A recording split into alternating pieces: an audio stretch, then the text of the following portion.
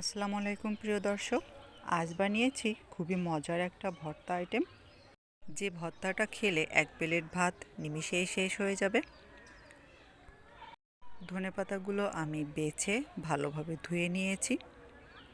কিছুটা কুচি করে আমি ব্লেন্ডারে দিয়ে দিব 4-5 কোয়া রসুন এবং 3টা কাঁচামরিচ। সবগুলো উপকরণ এবার একসঙ্গে ব্লেন্ড করে নেব। দিয়ে দিচ্ছি 1 চামচ পরিমাণ লবণ। আপনারা চাইলে এটা শিলপাটায়ও তৈরি করতে পারেন।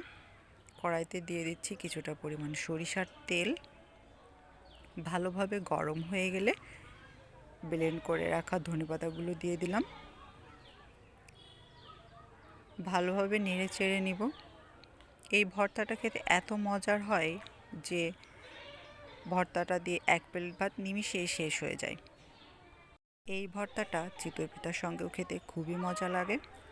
ভালোভাবে নেড়ে চেড়ে এটি যে পানি বের হয়েছে সেটা শুকিয়ে নিতে হবে।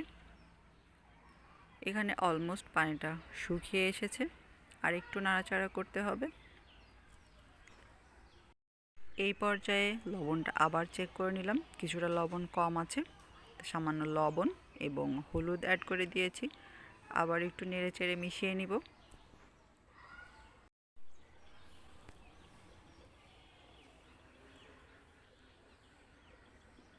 এই ভর্তাটা তৈরি করতেও খুব বেশি সময়ের প্রয়োজন হয় না, ঝটপট রেডি করে নেওয়া যায়। সবটুকু পানি শুকিয়ে গেছে, এবার নামিয়ে নিব এবং গরম গরম ভাতের সঙ্গে পরিবেশন করব।